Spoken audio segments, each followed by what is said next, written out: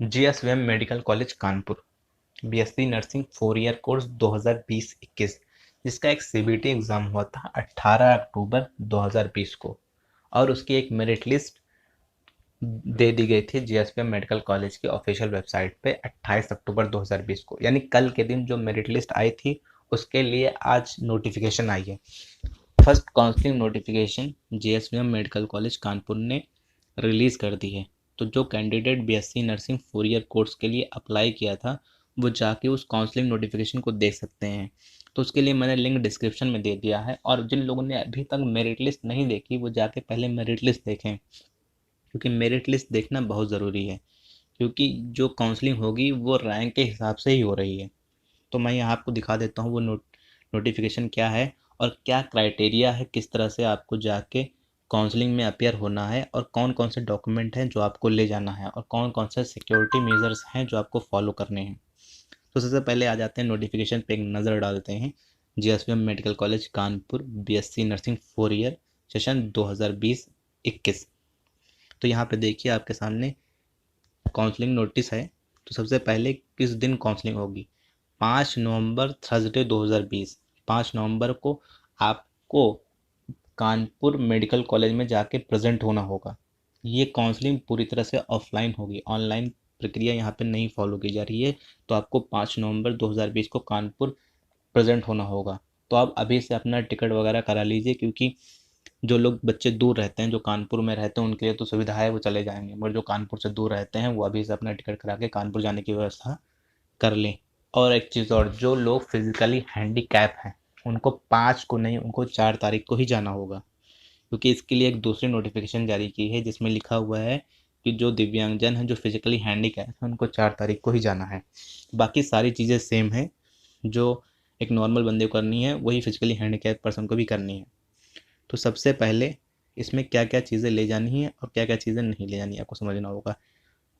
जिनकी रैंक 1 है या 180 है या इनके बीच है, उनको ही जाके कानपुर जीएसवीएम मेडिकल कॉलेज में प्रेजेंट होना होगा। सबसे पहली चीज़, copy of entrance examination application form.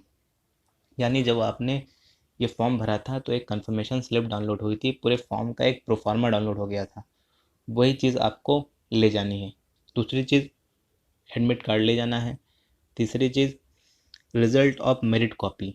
जो मेरिट लिस्ट आपने डाउनलोड की थी जिसमें आपका रैंक दिखाया गया है, वो मेरिट लिस्ट आपको ले जानी है। तो इसका मतलब ये नहीं है कि आप पूरी मेरिट लिस्ट प्रिंट आउट करा के ले जाएंगे। पूरी मेरिट लिस्ट प्रिंट आउट करा के नहीं ले जानी है। जिस पेज पे आपकी रैंक है, जिस पेज पे आपका नाम है, जिस पेज पे आपका रोल नंबर है, वही पेज आपको डाउनलोड करके ले जाना है। वो पूरी एक एक्सेल शीट होती है जिसमें आपका नाम, रैंक, रोल नंबर है, वो ले जानी है आपको। उसके अलावा और कोई पेज नहीं फ़ोटोकॉपी या प्रिंट आउट कराना है, सिर्फ वही पेज आपको कराना है जहाँ पे आपका नाम है। Copy of Aadhaar card, copy of high school marksheet and certificate. Certificate और मार्कशीट दोनों ही ले जानी है, हाई स्कूल इंटर दोनों की। तो ये बात ध्यान रखिएगा, सिर्फ मार्कशीट नहीं ले जानी है, मार्कशीट के साथ सर्टिफिकेट भी ले जाना है।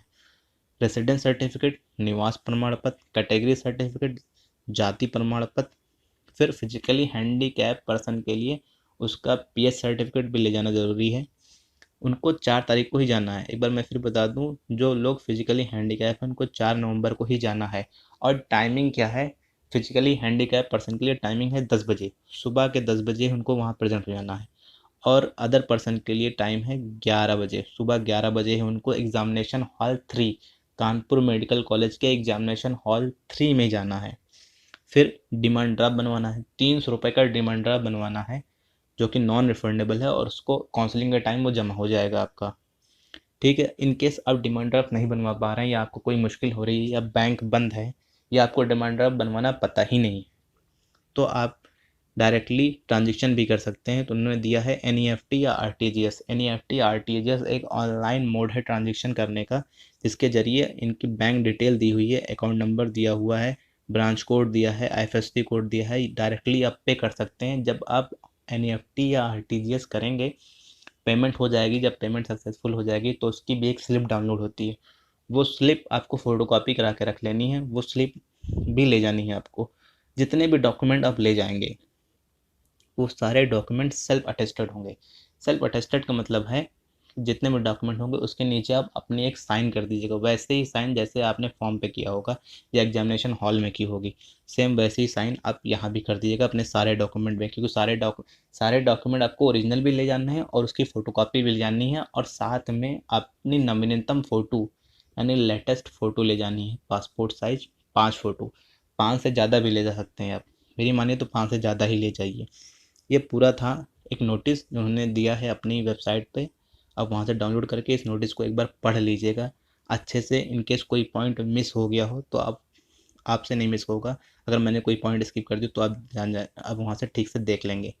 एक और नोटिस जारी की उन्होंने, कोई टीए डीए नहीं दिया जाएगा, यानी आप जब जाएंगे आपका जो खर्चा होगा वो आपको वापस नहीं करेंगे कि आपने आपने ट्रैवल करके वहाँ गए, टिकट का खर्चा किया, तो वो कोई खर्चा नहीं वापस करेंगे। दूसरी चीज़, मास्क, सैनिटाइजर, ग्लव्स आपको ले जाना है। ये 3 चीज़ें आप ज़रूर ले जाइएगा, और मेरी मानिए एक चौथी चीज़ भी ले जाइएगा जो है कि पानी की बोतल। पानी की बोतल ले जानी बहुत ज़रूरी है, क्योंकि कोविड चल रहा है तो पानी की बहुत दिक्कतें होती हैं, खासकर बड़े शहरों में। तो इतनी चीज़ें आपको ले जानी है। बेस्ट ऑफ लक अपनी काउंसलिंग के लिए।